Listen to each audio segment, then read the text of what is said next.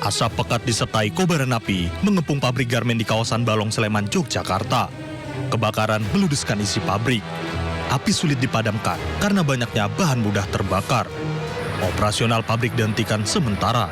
Proses pendinginan hingga saat ini masih terus dilakukan. Dari Sleman, Yogyakarta, Heru Trijoko melaporkan.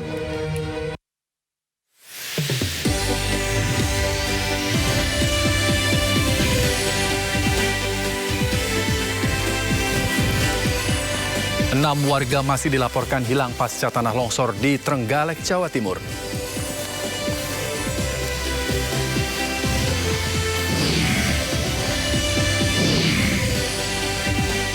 Enam terduga pelaku grup media sosial Facebook Fantasi Sedarah diringkus polisi.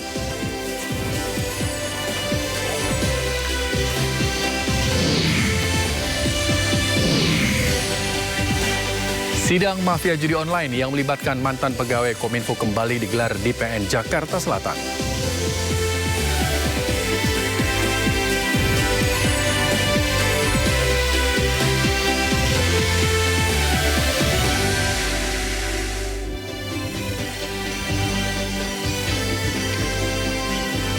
Halo pemirsa, Kejaksaan Agung mengamankan Direktur Utama PT Sritex, Iwan Setiawan Lukminto, terkait perkara pemberian kredit bank ke PT Sritex.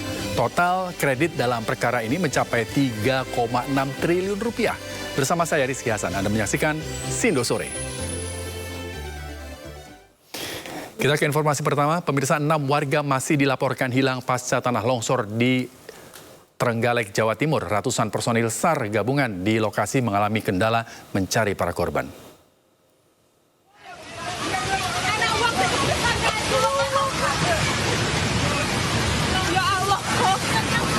Assalamualaikum warahmatullahi wabarakatuh. Untuk 10.2 Depok, Pelas Bawang telah terjadi longsor berat 3-4 unit 4. Tanah longsor terjadi di kawasan Depok, Trenggalek, Jawa Timur pada Senin sore. Longsor yang di titik 3 sangat. Akibat longsor, 10 rumah tercatat tertimbun tanah dan dilaporkan 6 orang hilang. Pada hari pertama proses pencarian, petugas SAR gabungan masih mencari korban secara manual dengan alat bantu sederhana. Beberapa material longsor dan lumpur juga akan disemprot menggunakan Alkon untuk mempermudah pencarian. Pada tahap pertama operasi pencarian orang hilang dalam peristiwa ini, ratusan personil SAR gabungan dikerahkan. Lebih tadi dihitung ada 135 personil yang diterjunkan pada pagi hari ini untuk membantu proses pencarian terhadap 6 orang yang diduga masih hilang karena terjadi longsor di Desa Depok, Kecamatan Bendungan, Kabupaten Trenggalek. Nah, terus untuk personil nanti akan kendala yang utama adalah kita masih terkendala akses. Jadi masih akses yang bisa kita lakukan adalah hanya jalan kaki dan itu memakan waktu yang cukup jauh. Untuk penghuninya belum diketahui. Untuk keselamatannya. Selain bencana tanah longsor, wilayah Trenggalek dan Gandusari juga mengalami bencana banjir. Intensitas hujan yang cukup tinggi menjadi salah satu penyebab terjadinya bencana longsor dan banjir. Dari Trenggalek, Jawa Timur, Anang Agus Faisal, Ainis melaporkan. Ada warganya. Pemirsa, hujan deras yang mengguyur Jakarta menyebabkan banjir di sejumlah titik. Di Pasar Minggu, tembok pembatas permukiman warga jebol.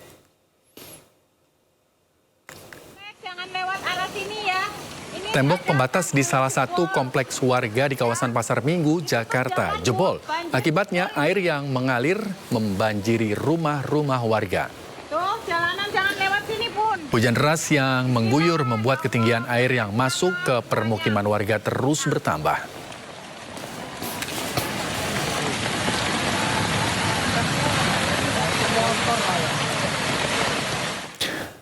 Kejaksaan Agung mengamankan Direktur Utama PT Sritex, Iwan Setiawan Lukminto, terkait perkara pemberian kredit bank ke PT Sritex. Total kredit dalam perkara ini mencapai 3,6 triliun rupiah.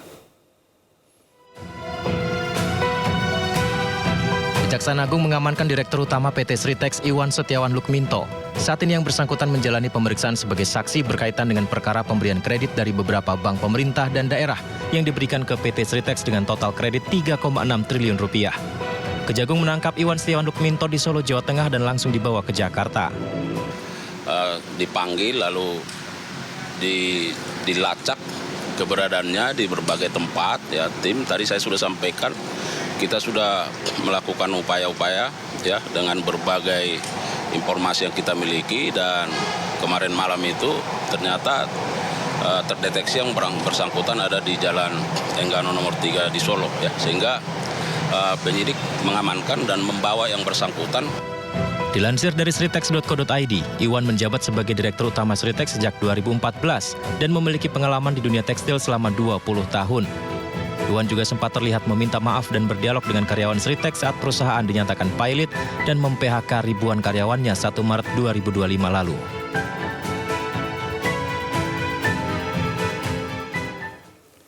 Sebelumnya pemirsa, PT Sri Rejeki Isman Tbk atau Sritex sebagai salah satu produsen tekstil terbesar di Indonesia dinyatakan pilot hingga akhirnya resmi menutup operasionalnya per 1 Maret 2025. Akibatnya ada 8.400 karyawan Sritex terkena pemutusan hubungan kerja.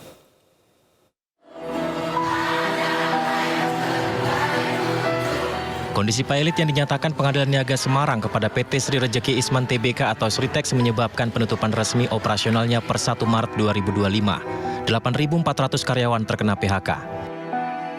Laporan keuangan Sritex Desember 2020 dinyatakan memiliki utang 17,1 triliun rupiah, sementara total aset hanya 26,9 triliun rupiah. Padahal Sritex harus menghidupi lebih dari 17.000 karyawannya. Kemudian PT Indo Barta Rayon menggugat Sritex sejak 2 Desember 2024 karena dinilai lalai memenuhi kewajiban membayar utang ke kreditur. Pada 26 Februari 2025, tim kurator resmi mengeluarkan keputusan Sritex PHK karyawannya. Para pekerja menerima surat PHK sebagai syarat pencairan hak-hak mereka, termasuk jaminan hari tua dan jaminan kehilangan pekerjaan melalui BPJS Ketenagakerjaan. Para karyawan telah mengisi formulir PHK untuk mempercepat pencairan hak mereka. Pemutusan hubungan kerja ini membuat ribuan karyawan Sritex yang sudah bertahun-tahun bekerja berduka dan kehilangan pekerjaan. Momen haru terjadi saat penutupan Sritex, di mana Direktur Utama Sritex, Iwan Setiawan Lukminto, menangis dan menyampaikan kata-kata terakhir ke karyawannya. Suasana haru ini sempat viral di media sosial. Kementerian Imigrasi dan Pemasyarakatan melalui Ditjen Imigrasi menangkap warga negara Amerika Serikat karena melanggar undang-undang pornografi. Dia ditangkap saat hendak meninggalkan Indonesia menuju Kuala Lumpur, Malaysia pada 25 Maret 2025 lalu. Inilah sejumlah barang bukti yang diamankan Kementerian Imigrasi dan Pemasyarakatan Ditjen Imigrasi terkait warga negara Amerika Taylor Kirby Wetmore yang diduga membuat konten porno di Indonesia. Penangkapan bermula dari unggahan konten pornografi di media sosial X. Akun tersebut mempromosikan konten pornografi berbayar dan terhubung dengan forum di Telegram. Dalam penyelidikan, petugas juga mengamankan sejumlah perlengkapan kamera yang digunakan pelaku untuk membuat konten porno. Pelaku berdomisili di Bali dan telah masuk dalam daftar cegah agar tidak meninggalkan wilayah Indonesia.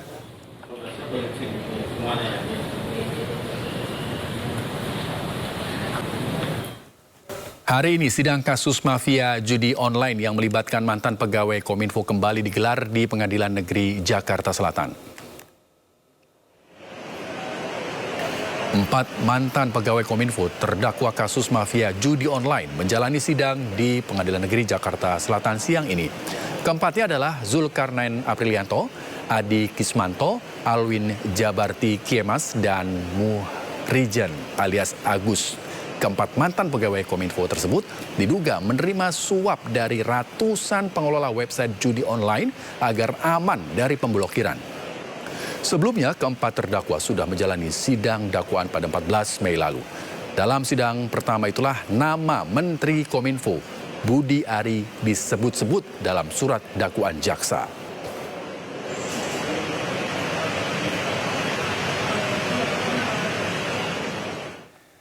Ya, pemirsa, perputaran uang dalam praktek judi online benar-benar fantastis, mencapai ribuan triliun rupiah. Ironis, jumlah pemain judi online di Indonesia juga terus bertambah, mencapai 8,8 juta orang pada tahun 2025. Dan berikut data-data judi online yang dirilis PPATK.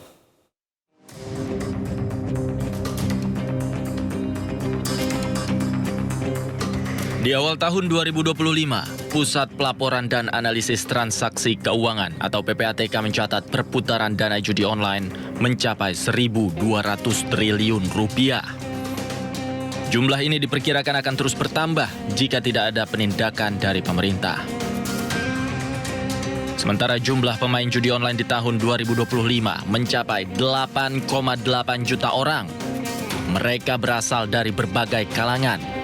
Tapi mirisnya, 71,6% pemain judi online berpenghasilan di bawah 5 juta rupiah.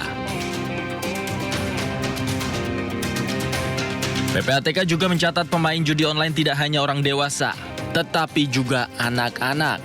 Uang yang dikeluarkan pun mencapai miliaran rupiah. Untuk anak berusia 10 hingga 16 tahun, perputaran dana judi online sebesar 2,2 miliar rupiah. Sementara untuk usia 17 hingga 19 tahun, nilai isi ulang pemain judi online mencapai 47,9 miliar rupiah. Di rentang usia 31 hingga 40 tahun, dana yang berputar di judi online mencapai 2,5 triliun rupiah. Terkait dugaan keterlibatan mantan Menkominfo Budi Ari di kasus mafia judi online, Kapolri Jenderal Listio Sigit menyebut ada peluang untuk kembali memeriksa Budi Ari. Sebelumnya Barreskrim pernah memanggil Budi Ari terkait kasus mafia judi online. Ya, tentunya kita mengikuti proses sidang, nanti petunjuk dari hakim seperti apa. Yang jelas pernah kita periksa dan tentunya mungkin akan kita konfirmasi ulang apabila menghadap petunjuk. Terima kasih. Sementara itu pemirsa, di tengah isu santer keterlibatannya dalam mafia judi online, Menteri Koperasi Budi Ari Setiadi pagi tadi mendatangi gedung Komisi Pemberantasan Korupsi atau KPK. Budi Ari Setiadi dan sejumlah staf tiba di gedung Merah Putih KPK Jakarta sekitar pukul 10 pagi. Tak banyak bicara, ex-Menkominfo itu langsung masuk ke dalam ruangan. Sementara itu, pihak KPK menyebut kedatangan Budi Ari ke KPK untuk audiensi terkait pencegahan korupsi.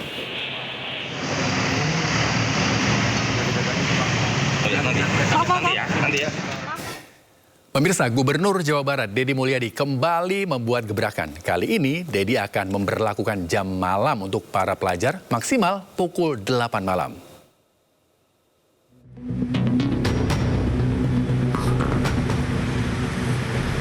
Lagi-lagi, Gubernur Jawa Barat Deddy Mulyadi bikin gebrakan. Kali ini ia akan menyiapkan aturan pembatasan jam malam bagi pelajar yang berlaku khusus pada hari sekolah. Alasan penerapan aturan jam malam ini karena bagian dari upaya pengawasan ketat terhadap potensi penyalahgunaan narkoba dan minuman keras. Dalam aturan pembatasan jam malam, Deddy akan menerapkan batas maksimal pelajar berada di luar rumah adalah pukul 20 malam. Ia juga berharap di atas jam 8 malam tidak ada lagi pelajar yang berkeliaran atau nongkrong di luar rumah. Lakukan pengetatan pengawasan terhadap anak-anak sekolah sehingga nanti di jam-jam tertentu mungkin saya akan memberlakukan pada hari-hari belajar itu tidak boleh lagi nongkrong di atas jam 8 misalnya, karena kan mereka harus di rumah, karena ketika di luar itu godaannya terlalu banyak sehingga hari ini saya juga bersyukur di berbagai tempat mengalami penurunan, anak-anak mulai bersekolah dengan baik, tawuran mulai menurun, kemudian juga anak-anak sudah senang berjalan kaki. Ini kan sebuah sinyal bahwa seluruh kebijakan akan berjalan manakala dilakukan secara sinergi. Selain kebijakan jam malam, Deddy Mulyadi juga melarang pelajar memakai motor ke sekolah jika belum memiliki SIM. Dari Bandung, Jawa Barat, iNews melaporkan.